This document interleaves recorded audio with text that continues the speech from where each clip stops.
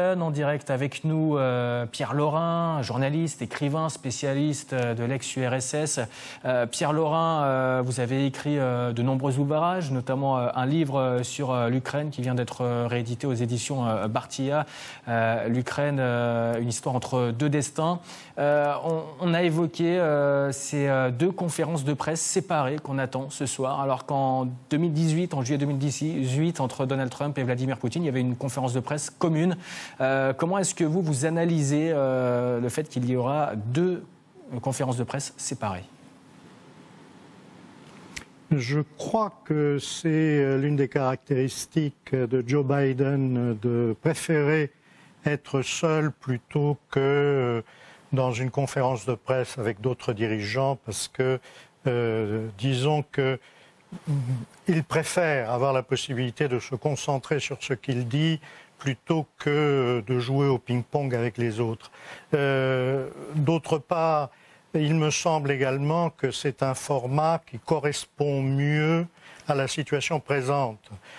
Il est hors de question, quelles que soient les avancées qui seront faites, et il est probable qu'il y aura des avancées, parce que sinon le sommet n'aurait pas eu lieu. Quelles que soient les avancées qui seront faites, il serait contre-productif pour les deux dirigeants d'afficher soudain une bonne entente, de plaisanter au cours d'une conférence de presse commune, de se donner une tape dans le dos. C'est pas ça.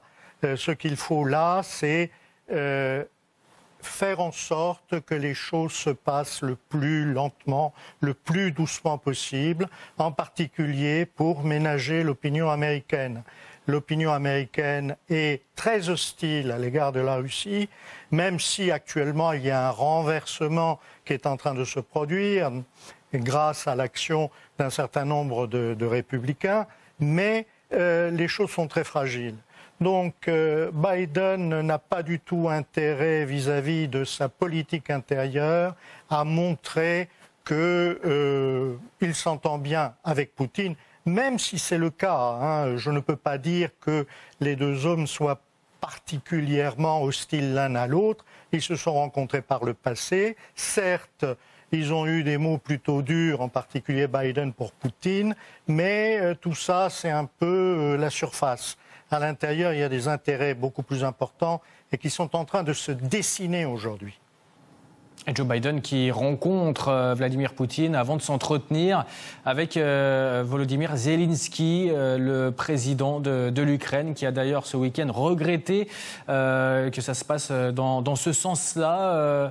Pierre Laurin, lors d'un sommet de l'OTAN lundi dernier, Joe Biden a également insisté sur sa volonté de soutenir la souveraineté de l'Ukraine. Quelle pourrait être la réponse de Vladimir Poutine à ce sujet ?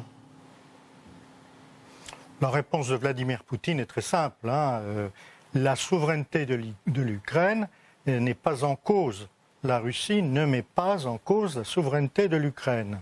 Elle a récupéré un territoire qui appartenait historiquement à la Russie, qui est la Crimée, qui s'est trouvé par un hasard des circonstances en Ukraine pendant une période de quelques dizaines d'années. Et ça s'arrête là, il n'y a pas d'autres revendications. Les indépendantistes, comme on les appelle, du Donbass, ne sont pas du tout des indépendantistes. Ce qu'ils veulent, c'est une autonomie à l'intérieur de l'Ukraine. Et en cela, la Russie les soutient. Mais il ne s'agit pas pour le Donbass de proclamer une quelconque indépendance et encore moins de demander un rattachement à la Russie.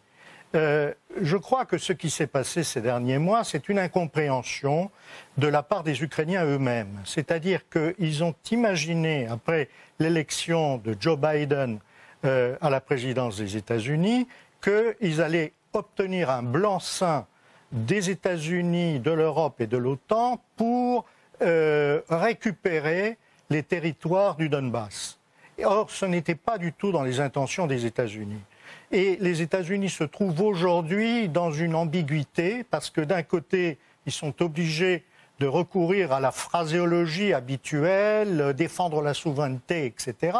Alors qu'en fait, ils savent très bien que la solution au conflit est très claire. Il s'agit d'appliquer les accords de Minsk. Et les accords de Minsk ne prévoient pas grand-chose en dehors de, bien entendu, une stabilisation du front, des élections libres dans le Donbass sous contrôle international et surtout une autonomie, quelle qu'elle soit, elle n'a pas besoin d'être très large, mais une autonomie en particulier linguistique pour les territoires du Donbass et pour d'autres territoires, d'autres nationalités qui se trouvent à l'intérieur de l'Ukraine et qui sont à peu près dans le même cas, à part qu'il n'y a pas de conflit armé. Mais par exemple, la Hongrie et la Pologne font exactement la même chose que la Russie. Ils donnent des passeports hongrois ou polonais aux ressortissants ukrainiens qui se réclament de ces nationalités-là. Il n'y a pas réellement de problème avec la Hongrie et la Pologne. En revanche, il y en a avec la Russie pour une raison très simple, c'est qu'effectivement, il y a une zone de conflit armé. Je crois que maintenant, les choses sont relativement claires. Effectivement, défendre la souveraineté de l'Ukraine, tout le monde l'exige. OK, les Européens, les Américains. En revanche, faire entrer l'Ukraine dans l'OTAN, il en est hors de question pour le moment. C'est l'une des lignes rouges. C'est le président donc, Biden qui l'a dit lui-même. L'une des lignes rouges qui sera évoquée très certainement cet après-midi du côté de Genève. Merci beaucoup Pierre Laurin d'avoir répondu à nos questions. Je rappelle que vous êtes écrivain, spécialiste de l'ex-URSS et auteur de nombreux ouvrages, notamment L'Ukraine, une histoire entre deux destins aux éditions Barthia, livre qui vient d'être réédité.